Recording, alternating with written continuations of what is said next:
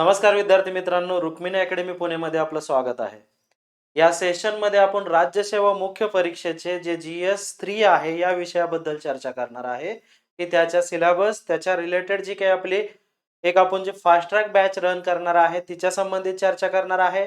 त्याच्यासोबत त्या बॅचचं स्वरूप कसं असणार आहे आणि सगळ्यात महत्त्वाचं म्हणजे या वर्षी जे काही आता 2026 म्हणजे 2025 ची जी मुख्य आहे, याकरता अभ्यास करताना GS 1, 2, 3, 4 किंवा ऑप्शनलचा अप्रोच कसा असावा, याबद्दल देखील आपण चर्चा करणार आहे.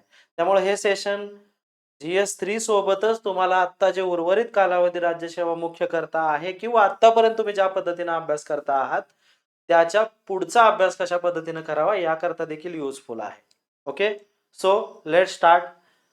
सध्या आपण या ठिकाणी GS3 ची एक फास्ट ट्रॅक बॅच लॉन्च करण्याचा निर्णय घेतलेला आहे आणि बॅचचं स्वरूप ॲक्चुअली ज्या 2 गोष्टीवर आहे ते म्हणजे आर्थिक पाहणी आणि इतर जे ऑथेंटिक सोर्सेस असतात त्यानुसार इकॉनॉमिक्स हा भाग कव्हर करणं, आर्थिक विकास असतील, या गोष्टी असतील. त्यामध्ये जैवविविधता आणि पर्यावरण या भागाचा जर विचार केला तर मी स्वतः environment, ecology and disaster management या पुस्तकाचा लेखक आहे. त्याच्यामुळे त्या विषयाबद्दल तुम्हाला कोणतीही काळजी नसावी. याकरता डिझास्टर मॅनेजमेंट करताना आपल्याला जे आत्तापर्यंत आपण करत आलेलो आहे ते डिझास्टरची इन्फॉर्मेशन आहे. परंतु त्याच्याही पुढे जाऊन डिझास्टर मिटिगेशन असेल, डिझास्टर मॅनेजमेंट ॲक्ट मधल्या तरतुदी ज्या लिखाणाकरता उपयोगी असू शकतात त्या बाबींची आपण चर्चा करणार आहे. ओके. नंतर सिक्युरिटीचा जो सेक्शन आहे त्याच्यामध्ये देखील आपण जे काही बेसिक इन्फॉर्मेशन गरजेची आहे ती या ठिकाणी घेणार आहे. या ठिकाणी आपण बऱ्यापैकी ह्या बाबी कव्हर केलेल्या आहेत. अनेकांनी राज्यसेवा मुख्य परीक्षा दिलेली आहे. ऑलरेडी इतर ठिकाणी हा अभ्यास केलेला आहे. पण फक्त काय गरजेचं आहे, की राज्यसेवा जे आहे, महाराष्ट्र लोकसेवा आयोगाचे जे एक्झाम होणार आहे, तिच्यानुसार आपल्याला मटेरियल कंपायलेशन करणार आहे किंवा करायचं आहे. UPSC प्रमाणे ही त्या स्टेजची पण एक्झाम नसणार आहे, की जी UPSC मध्ये प्रश्न असणार आहेत. त्यामुळं मेन या ठिकाणी जे आपल्याला टास्क कव्हर करावं लागणार आहे, ते कोणतं असावं आणि कोणत्या मिनिमम गोष्टी तुम्हाला माहीत पाहिजेत आणि कशा स्वरूपात त्या केल्या पाहिजेत, याकरता ही बॅच नक्की उपयोगी ठरणार आहे. सेकंड थिंग या ठिकाणी आपण एक प्रश्नांचं स्वरूप ठेवणार आहे बॅचमध्ये आणि त्या क्वेश्चन ॲन्सरिंगद्वारे या ठिकाणी आपण या सिलेबसला पूर्णपणे संपवणार आहे. याचं कारण असं आहे, की परत मी तेच म्हणतो, सायन्स टेक्नॉलॉजी कुठं तर आपण नॅनो टेक्नॉलॉजीची इन्फॉर्मेशन आहे, AI आहे, या इन्फॉर्मेशन घेतलेल्या आहेत. इकॉनॉमिक्स या ठिकाणी GS4 मध्ये या ठिकाणी आपण राज्यसेवेला केलेलं होतं. काही बेसिक टर्म्स आपल्याला माहिती आहेत, पण आपल्याला अप्लाय काय करायचं आहे? Recent economic survey for that information. Biodiversity आपण एन्व्हायर्नमेंटमध्ये केलेलं आहे. बट आपल्याला नवीन काय त्याच्यात प्रोव्हिजन आहे का? फॉरेस्ट राईट ॲक्ट्स आलेले आहेत का? कोअर झोन, बफर झोनमध्ये काय चेंजेस झालेले आहेत का? त्या गोष्टी असतील. एन्व्हायर्नमेंट, पोल्युशन असेल, pollution related conference of party जे आहे, COP, त्याच्या रिलेटेड आपल्याला इन्फॉर्मेशन पाहिजे. या ठिकाणी उत्तर लिहिताना जे ग्लोबल लेव्हलला सिनेरिओ सुरू आहेत, त्यांचा जर टच आपण या ठिकाणी दिला तर अतिशय उत्तम. या ठिकाणी अजून असं आहे, की आपल्याला पूर्वी जे पर्यावरण आपण करत होतो, 107 नॅशनल पार्क, मग ते वाढलेत का हे टेन्शन, बायोडायव्हर्सिटी हॉटस्पॉट एक्झॅक्ट किती आहेत, हे काही लक्षात ठेवण्याची गरज नाही. फक्त आपल्याला लिहिताना काही ऑथेंटिक डाटा, काही समेट, काही गव्हर्नमेंटच्या मोठ्या-मोठ्या योजना असतील किंवा पॉलिसीज असतील, यांचं यामध्ये इम्प्लिमेंट करायचं आहे. सो फक्त नॉलेजचं एक बेसिक ब्रॉड प्रॉस्पेक्टिव्ह या ठिकाणी आपल्याला माहीत पाहिजे. इंटरनल सिक्युरिटी आपण नक्षलवादबद्दल इन्फॉर्मेशन घेतलेली आहे. त्यानंतर जे काही आपल्या देशासमोर आता सुरक्षेच्या रिलेटेड, इंटरनल सिक्युरिटीच्या रिलेटेड महत्त्वाचे इश्यू आहेत, त्याच्याबद्दल आपल्याला थोडी तरी जाण आहे. आपल्याला त्याच गोष्टी थोड्याशा इलॅबोरेट करून लिहायला शिकायला पाहिजेत, एवढ्यापुरतं करायचं आहे ते. Disaster management, it is also part of environment. Disaster management जे आपल्या पुस्तकात आहे तिथं आहे आणि डिझास्टर मॅनेजमेंट ॲक्ट मधल्या तरतुदी आपण बघणार आहे. अशा स्वरूपाचं हे बॅच असणार आहे, ज्याच्यात ओरिएंटेशन प्लस क्वेश्चन आन्सर. त्याच्यामुळं कमी वेळामध्ये GS3चं पूर्णपणे स्वरूप तुम्हाला माहीत असून किंवा होईल. आणि माहीत झाल्यानंतर एक ॲडव्हांटेज काय आहे बघा, परीक्षा देताना आपल्याला सिलेबस कंप्लीट झालेल्याचा एक कॉन्फिडन्स पाहिजे, पहिली गोष्ट. आणि जास्त सिलेबस करण्यापेक्षा जो काही केलाय तो ऑथेंटिक, योग्य रिसोर्सेस मधून आणि त्या गोष्टी लिहिल्यानंतर एक्झामिनरला पटतील असे पाहिजेत. म्हणजे ॲज पर इकॉनॉमिक सर्व्हे जर आपण लिहिलं तर ते एक व्हॅलिड आहे. As per Indian economic survey और महाराष्ट्र इकॉनॉमिक सर्व्हे किंवा भारतीय आर्थिक पाहणीनुसार भारताच्या किंवा महाराष्ट्राच्या आर्थिक पाहणीनुसार, as per global climate index असेल, त्यानंतर असा एखादा कॉन्फरन्स ऑफ पार्टीज मधले घेतलेले डिसिजन असतील तर एन्व्हायरमेंट मध्ये योग्य आहे. त्यानंतर as per home ministry of India म्हणलं तर इंटरनल सिक्युरिटीच्या रिलेटेड असतील. तर अशा पद्धतीनं आपण या ठिकाणी हे पॉइंट जिथं जिथं सोर्सेस आहेत त्या सोर्सेसचं इन्क्लूड करून आपण या ठिकाणी बॅच घेणार आहे. बॅच मध्ये बघा मेन सोर्सेस काय काय आहेत. एक जे आपलं स्वतःचं आहे, पूर्वीच आहे, ज्याच्याकडे हे पुस्तक असेल त्यांना नवीन परचेस करायची गरज नाही, इकॉनॉमिक सर्व्हे ऑफ महाराष्ट्र. कारण अजून नवीन महाराष्ट्राचा सर्व्हे आलेला नाही, त्याच्यामुळे याच्यामध्ये 24चा डाटा आहे, 23चा डाटा आहे आणि नवीन जरी इकॉनॉमिक सर्व्हे आला तर तोही डाटा यात ऍड होतो. आता राज्यसेवा मुख्यप्रमाणे आपल्याला इथं फॅक्च्युअल गोष्टी करण्याची गरज नाही. हा, तुम्ही फॅक्च्युअल राईट मांडल्या तर अतिशय उत्तम आहे. शेतीवर प्रश्न आला, तुम्ही उत्तम लिहिलं की as per economic survey of Maharashtra किंवा महाराष्ट्राच्या आर्थिक पाहणीनुसार महाराष्ट्र हे आता प्रथम क्रमांकाचे सेंद्रिय शेती असणारे राज्य झालेले. आता मध्य प्रदेशला मागे टाकलं त्यांनी. अशा पद्धतीनं जर तुम्ही लिहिलं तर ते अजून इफेक्टिव्ह दिसेल. जर शेती पॉइंट असेल, पायाभूत सुविधांमध्ये या ठिकाणी सागरमाला योजना असेल, उद्योगा रिलेटेड प्रश्न विचारला तर औद्योगिक धोरणांच्या संबंधित त्याच्यामध्ये इन्फॉर्मेशन आहे. तर सर्वेमध्ये असे अनेक मुद्दे आहेत की जे लिहायला खूप मस्त आहेत. म्हणजे उद्देश, औद्योगिक जे काही आपलं धोरण आहे 2019चं त्याचे उद्देश त्यामध्ये आहेत, इतके मस्त दिलेले आहेत. ते जर ॲज इट इज तुम्ही लिहिले तर तुम्हाला मार्क येतील. दुसरं आपलं प्रिडिक्शन काय आहे की आयोग टाकताना या ठिकाणी महाराष्ट्राच्या आर्थिक पाहणीतील अनेक गोष्टी या ठिकाणी टाकू शकता ॲज इट इज. जसं की समजा या ठिकाणी आयोग औद्योगिक धोरणाच्या संबंधित एखादा प्रश्न टाकला की ते थेट टाकेल. आता एखादा आपल्याला प्रश्न मिळतोय का बघू आपण, ज्याच्यामध्ये या ठिकाणी एमपीएससी येईल, युपीएससी प्रमाणे नका घेऊ हिला. कृषी रिलेटेड जर तिला वाटलं की कृषी क्षेत्राच्या पायाभूत सुविधांच्या या ठिकाणी सुधारणेसाठी महाराष्ट्र शासनाने खालीलपैकी आता ते आपल्याला ऑब्जेक्टिव्ह सवय झाली, कोणते उपक्रम राबवलेले आहेत. मग तुम्ही इकॉनॉमिक सर्व्हे आठवायचा, कृषी विद्युतीकरणासाठी काय उपक्रम आहे, त्याच्यामध्ये प्रधानमंत्री किसान ऊर्जा महाउत्थान अभियान असेल, ते सर्वेत हे उत्तूनच लिहिलेलं आहे, लक्षात ठेवा. पण तरी पण तुम्ही काही इथं ग्रामरची काही एक्झाम नाही, त्याच्यामुळे तुम्ही बिंदास लिहा, हे लिहा किंवा पीएम कुसुम लिहा, सगळ्यात सोपं जे आपल्याला माहित आहे. ओके, पीएम कुसुम सारखी योजना असेल तिच्याबद्दल थोडक्यात लिहा. आता सर्वे सारखं डिटेलमध्ये माहित असायची गरज नाही इथं.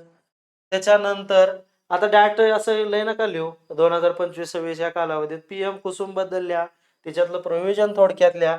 That's it. पुढचा मग यानुसार मुख्यमंत्री कृषी सौर पंप योजना आहे, ती थोडक्यात लिहा. अनुसूचित जाती, आता तुम्हाला विचारलं अनुसूचित जाती जमातींच्या अपलिफ्टमेंटसाठी महाराष्ट्र शासन किंवा केंद्र शासन काय करतं किंवा त्याच्यावर लिहायचं असेल तर हाच पॉईंट तुम्ही अनुसूचित जाती जमातीला इंटरलिंक केला पाहिजे. कारण त्याच्यामध्ये अनुसूचित जाती जमातीच्या शेतकऱ्यांना कमी सबसिडी द्यायला लागते, 5% सहभाग लागतो. अशा कितीतरी योजना आहेत महाराष्ट्राच्या आर्थिक पाहणीमध्ये सोशल सेक्टरच्या या ठिकाणी इम्प्रुव्हमेंटसाठी. सामाजिक क्षेत्र म्हणून एक टॉपिक आहे इकॉनॉमिक सर्व्हेमध्ये, त्याच्यात सामाजिक क्षेत्रातील लोकांना अनेक योजनांचं या ठिकाणी इन्फॉर्मेशन आहे. ती इन्फॉर्मेशन आपण एसेत इम्प्लिमेंट करू शकतो. We can use that information in ethics and as well as GS3. So economic survey ही अतिशय सोपी आणि अतिशय इफेक्टिव्ह लिहिण्याचं माध्यम आहे जे आपण या बॅचद्वारे घेणार आहे. हे झालं महाराष्ट्राच्या आर्थिक पाहणी. तसंच ह्याच आर्थिक पाहणीच्या आपल्या पुस्तकात असेल किंवा तुम्ही आता बॅचमध्ये मी काही डाटा अपलोड करेन तर तुम्हाला बघायला मिळेल की हा आपण लिहू शकतो. अशा स्वरूपात हे स्वरूप आहे याचं. Then economic survey of India जो रिसेंट आलेला आहे 2025-26चा, तिथं आपल्याला काय त्याचा यूज आहे सेम. तर GS3चं आपण बघितलं तर बघ, भारतीय अर्थव्यवस्था नियोजन सणाशी संबंधित मुद्दे ठीक आहे, हा थोडासा स्टॅटिक पार्ट मध्ये आपण ढकलू त्याला, पण तरीही काही डायनॅमिक पार्ट राहतात. कारण आता तुम्ही नीती आयोगाबद्दल लिहू शकता या ठिकाणी. साधन संपत्तीचे एकत्रीकरण, वाढ, विकास, रोजगार, ग्रोथ मध्ये तुम्ही इकॉनॉमिक सर्व्हेचा भाग वापरू शकता, डेव्हलपमेंट मध्ये वापरू शकता, एम्प्लॉयमेंट मध्ये वापरू शकता एखादा रिपोर्ट असेल तर. ओके, सर्वे मध्ये त्याच्यानुसार सर्वसमावेशक किंवा इन्क्लुझिव्ह वाढ किंवा सर्वसमावेशक वाढ किंवा इम्बॅलन्स ग्रोथ असेल तर त्यातून कुठल्या समस्या आहेत ते देखील सर्वेत एखादा, त्याच्यामध्ये सर्वेत खूप इन्फॉर्मेशन असते. आणि याच्यामध्ये एक लक्षात घ्या, की जी काही मी इन्फॉर्मेशन तुम्हाला याबद्दल उपलब्ध करेन, जितकं काय मला गव्हर्नमेंटच्या रिसोर्सेसला डिग करावे लागतील किंवा जितकं काय खोलात जावं लागेल, तितकं मी सोपे-सोपे सोर्सेस आणेन. अवघड सोर्सेस नाही, पण नक्कीच सोपे-सोपे सोर्सेस आणेन. सरकारी अर्थसंकल्प हा भागच या ठिकाणी मेन्शन आहे. म्हणजे तुम्हाला इकॉनॉमिक सर्व्हे करावाच लागणार आहे आणि तुम्ही बजेट आहे ॲक्चुअली ते, पण बजेटच्या भागामध्ये पण ज्या तरतुदी आहेत त्या सर्व्हेत येतात. त्यामुळं तुम्ही एक लक्षात घ्या, की हा जी-एस-3 विषय अशी व्यक्ती शिकवणार आहे, की ज्या व्यक्तीने इकॉनॉमिक सर्व्हेचं बुक काढलं. त्यामुळे तुम्ही डिसाईड करा, की कोणती व्यक्ती तुम्हाला योग्य पद्धतीने मटेरियल देऊ शकते. त्याच्यानंतर मुख्य पिके असतील, पीक पद्धती असतील. मग याच्यामध्ये पीक पद्धतींमध्ये ॲग्रीकल्चरचं डिस्ट्रिब्युशन असेल पिकांचं as per climate. Dryland farming काय? ड्राय फार्मिंग काय? हे सुद्धा माहीत पाहिजे. ड्रायलँड, ड्राय फार्मिंग म्हणजे जिथं आता समजा आपण ॲग्रीकल्चरमध्येच केलं होतं. ड्राय फार्मिंग म्हणजे रेनफॉल लेस दॅन 750 एम-एम. ड्रायलँड फार्मिंग म्हणजे 750 टू 1150 एम-एम म्हणजे हे कमी पावसाचे क्षेत्र आहेत. मग अशाच एरियामध्ये इरिगेशन करावं लागतं. इरिगेशनची रिक्वायरमेंट ही ड्राय आणि ड्रायलँड फार्मिंग अशा 2 क्षेत्रातच लागते. मग अशा ठिकाणी योजना कोणत्या आहेत इरिगेशनच्या? तर या ठिकाणी अटल भूजल योजना. हे लगेच आपल्या डोक्यात यायला पाहिजे. पण ती कुठून येईल? जर सर्व्हेत आपण ती गोष्ट केली तर. त्याच्यानंतर बघा मग हे आलं. आता मी बघितलं पण नाही पुढं सिंचन पद्धती आल्या. मग सिंचनमध्ये काय-काय आहे? मायक्रो इरिगेशन आहे, ड्रिप इरिगेशन. आता बघा मायक्रो इरिगेशनमध्ये ड्रिप इरिगेशन येतं. मग मायक्रो इरिगेशनमध्ये अजून काय-काय येतं? ड्रिप असेल, स्प्रिंकलर देखील त्याचा भाग तुम्ही जोडू शकता. आता इथे काही पूर्ण ॲग्रीकल्चर नाहीये. मग स्प्रिंकलर इरिगेशन, ड्रिप इरिगेशन, ड्रिपसाठी काय सबसिडी आहे का? ड्रिप इरिगेशन कसं वॉटर कन्झर्वेशन करतं? किती पर्सेंटेजमध्ये पिकाचं उत्पादन वाढवतं? अशा गोष्टी महत्त्वाच्या आहेत. तो सिंचन आलं, कॅनॉल इरिगेशन असेल, ट्यूबवेल्स असतील, त्याच्यामुळे होणारे प्रॉब्लेम्स असतील, वॉटर लेव्हलचे इश्यू असतील. त्याच्यानंतर वॉटर स्टोरेज असेल, शेती उत्पादनाची वाहतूक, विपणन, ट्रान्सपोर्टेशन असेल, बफर स्टॉक सारख्या गोष्टी असतील, फूड कॉर्पोरेशन ऑफ इंडिया आहे.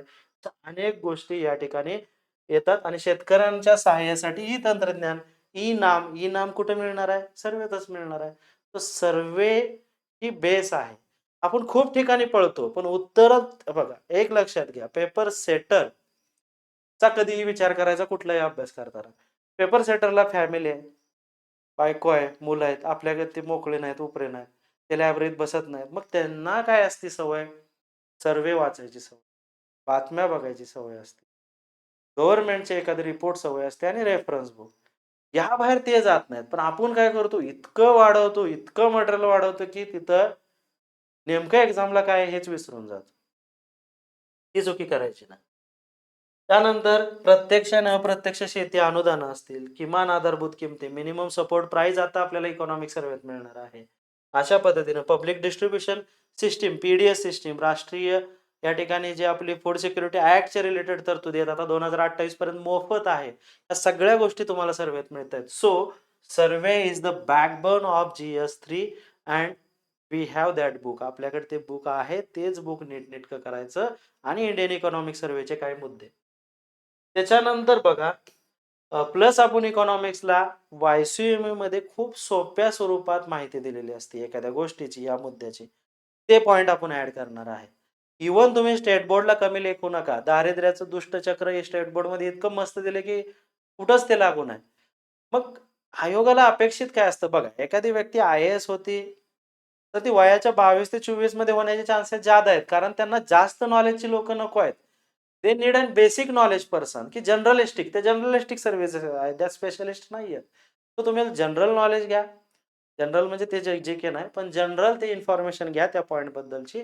ती इम्प्लिमेंट करा, ती लिहा. तुमचं उत्तर एखाद्या लहान मुलासारखं वाटलं पाहिजे. हे सगळ्यात महत्त्वाचं आहे. ओके? देन मग लँड रिफॉर्म, जमीन सुधारणा, दत्त एंड सुंदरममध्ये अतिशय योग्य पद्धतीने दिलेला आहे. तेवढाच पॉइंट करायचा.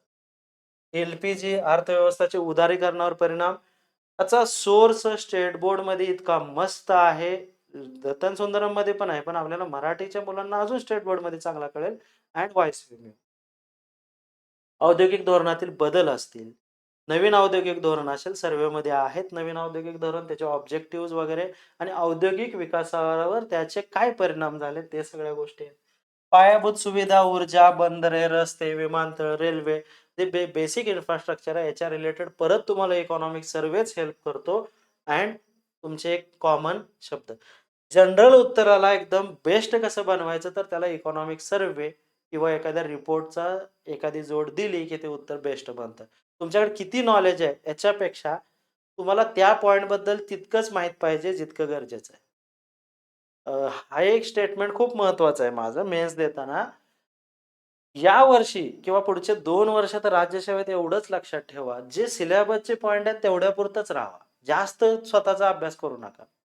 त्याच्याही पुढे जाऊन मला वाटतं, एखाद्याला वाटतंय माझा ऑप्शनल उरकलेला नाही, माझा ऑप्शनल अर्धा आहे, हा अर्धा आहे, ते अर्धा आहे.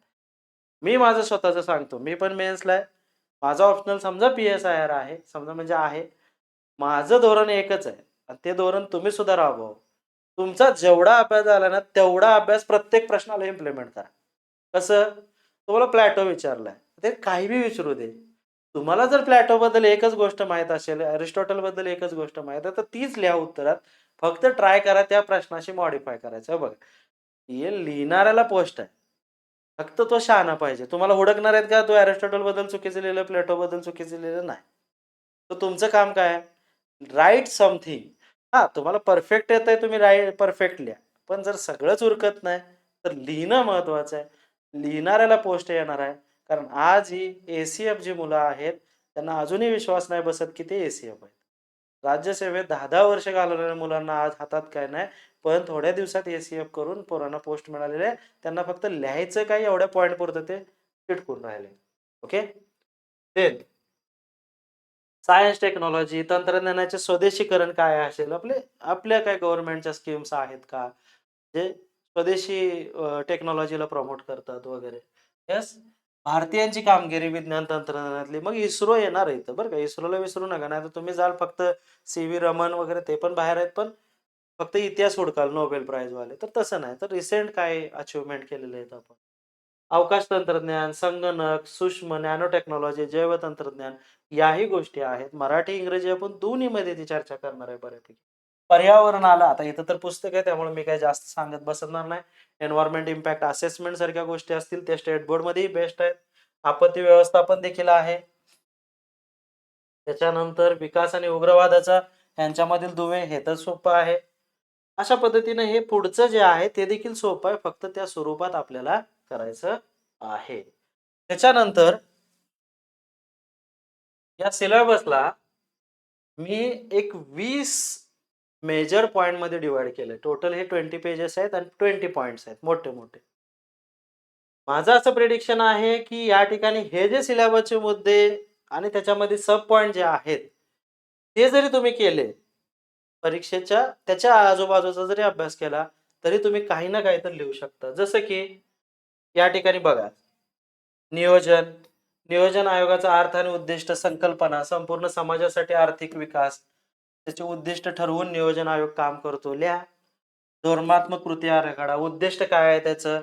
ठीक आहे, नियोजन आयोगाचेच उद्दिष्टामध्ये साधन संपत्तीचं एकत्रीकरण असेल, आर्थिक विकास व स्थैर्य असेल, रोजगार निर्मिती आणि गरिबी निर्मूलन हा देखील नियोजन आयोगाचा उद्देश आहे.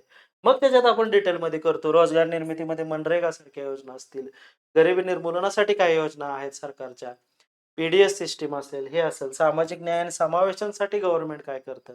हे तुम्हाला कीवर्ड दिलेले आहेत, ज्याच्या दृष्टीनं तुम्हाला पुढं जायचं आहे. मग एम्प्लॉयमेंट असेल, त्याच्या बेरोजगारीच्या समस्या असतील, त्या थोडक्यात आपल्याला बघायच्या आहेत. अशा पद्धतीने हे मुद्दे दिलेले आहेत. ह्या 20 पॉइंट म्हणजे जे मेजर पॉइंट त्याच्यात सब पॉइंट आहेत. याभोवती आपल्याला अभ्यास या ठिकाणी आपला करायचा आहे. त्याच्यात अजून आपण इम्प्रूव्हमेंट करेल, याच्यात अजून बदल होईल. त्या पद्धतीनं आपण देत राहू. तर हे एकदम सिस्टमॅटिक जे स्ट्रक्चर तयार केलेलं आहे त्यानुसार आपल्याला जायचं आहे. आत्ता आपण येऊया अजून एक महत्त्वाचा कोरचा भाग म्हणजे जो मेन कोरचा गाभा आहे ते म्हणजे क्वेशन आन्सर. क्वेशन आन्सर का? तर हे लक्षपूर्वक ऐका. महाराष्ट्र फॉरेस्ट सर्व्हिसेस जी मागच्या वेळेस झाली आणि ॲग्रीकल्चर सर्व्हिसेस जी झालेली आहे, त्या 2 सर्व्हिसेसच्या पेपरचं जेव्हा आम्ही एनालिसिस केलं, आता महाराष्ट्र फॉरेस्ट सर्व्हिसेसचे आपले फॉरेस्ट आणि ॲग्रीकल्चर इंजिनिअरिंगचे दोन्ही ऑप्शनलच्या बॅचेस आहेत. तर एक जाणवलं, त्यांनी काय केलं, फॉरेस्टच्या बाबतीत, ॲग्रीकल्चर इंजिनिअरिंग आणि फॉरेस्ट्रीच्या बाबतीत असो किंवा कोणत्याही ऑप्शनलच्या बाबतीत, त्यांनी काय केलं, हा पॉइंट उचलला, अवकाश. काही सुद्धा केलं नाही आयोगानं. ह्या अवकाशला आधी पकडलं सेंटरला. त्याला डब्ल्यू-एच क्वेश्चन लावला आणि मग काय क्वेश्चन बनवायचा?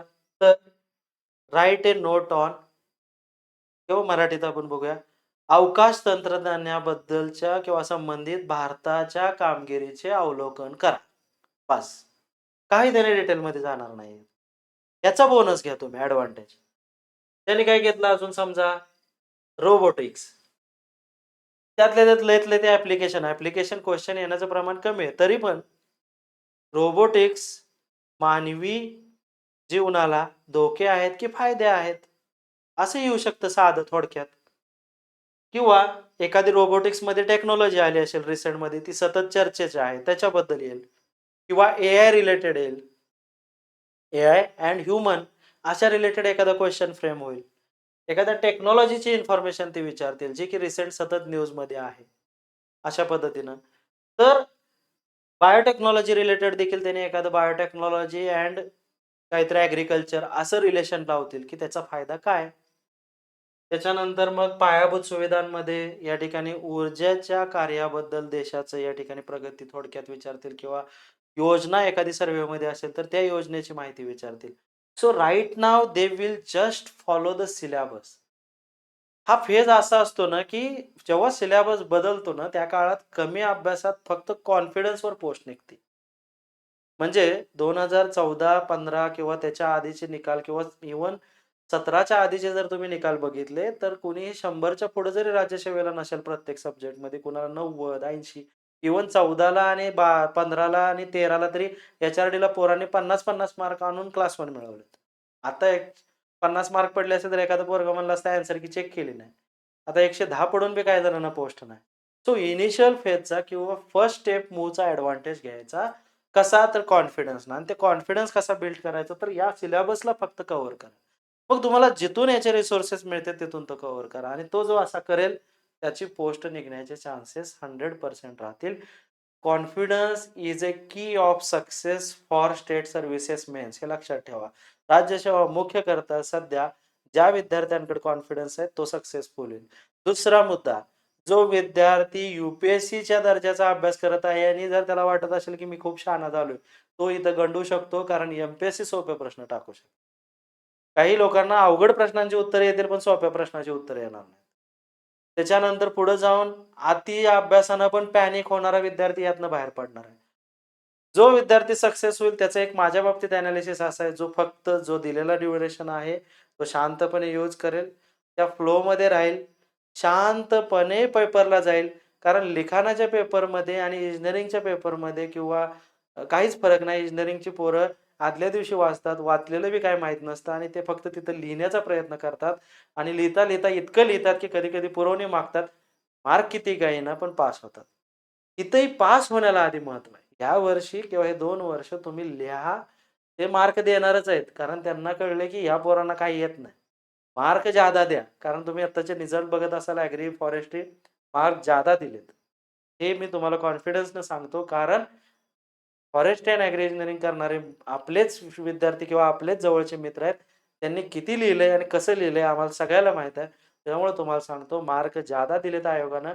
कदाचित लिखाणाच्या बाबतीत तो निगेटिव्ह पॉइंट मेसेज जाऊ नये, की कमी मार्कात एवढी क्लास 1 पोस्ट मिळाली. तेही रिझन असेल किंवा चेकरला आपले विद्यार्थी त्यांच्या युनिव्हर्सिटीच्या विद्यार्थ्यापेक्षा बेस्ट वाटत असतील म्हणून सुद्धा. ओके. आता दुसरं, हे जे आपण क्वेशन्स लिहून घेणार आहे त्याचं इव्हॅल्युएशन पण मी करणार आहे. मग पुढचा प्रश्न येतो, की इव्हॅल्युएशन करणारी व्यक्ती योग्य आहे का? जर माझं बघितलं पास्ट एक्सपिरियन्स, सो मी शिवाजी युनिव्हर्सिटीमध्ये या ठिकाणी किंवा या ठिकाणी इंजिनिअरिंग कॉलेजवर प्रोफेसरशिप पण केलेली आहे. पेपरही चेक केलेले आहेत. पेपर चेक करण्याचा अनुभव आहे, मॉडरेशनचाही अनुभव आहे. त्याचं एक उदाहरण म्हणजे ही ऑर्डर आहे शिवाजी युनिव्हर्सिटीची. ओके. कॅब डायरेक्टर त्याला सेंट्रल प्रोसेसिंग हे असतं पेपर चेकिंगचं. या पद्धतीने नंबर ऑफ पेपर असेस्ड वगैरे 220 एका दिवसात माणूस 30-40च करू शकतो. तर तेवढं ड्युरेशन आहे. नंतर घरी जायचं असतं. घरी जाताना ही एक स्लिप बनती आणि परत आल्यावर परत तुम्ही पेपर चेक करू शकता किंवा मॉडरेट करू शकता. तर अशा पद्धतीने ही युनिव्हर्सिटीची स्लिप पण आहे. हो, मला वाटत नाही की एम-पी-एस-सी क्षेत्रात कोणी पेपर एक्झॅक्ट चेक केलेली व्यक्ती असेल आणि त्यामध्ये कसं राहतं, की आम्हाला एक्झॅक्ट पेपर चेकिंगचा अँगल कसा येतो, की आम्हाला माहीत आहे. पेपर लिहिताना तुम्हाला वाटतं, की माझं उत्तर खूप सुंदर आहे. आम्हाला काय असतं, की मला ना एक प्रश्न समजा परीक्षेमध्ये आलेला आहे ग्लोबल वॉर्मिंगवर. ओके. हवामान बदलावर. तुमच्यासाठी तो एकच प्रश्न आहे. माझ्यासाठी जितके पेपर चेक करेल तितक्या वेळा तो प्रश्न माझ्यासमोर येतो. मग मला काय येतं ते वाचायचा कंटाळा येतो. मग मला काय आवश्यक असतं only keywords. Keywords means what? तुम्ही सोलार रेडिएशनबद्दल थोडक्यात लिहिलेलं आहे का? Short wave, long wave, terrestrial waves.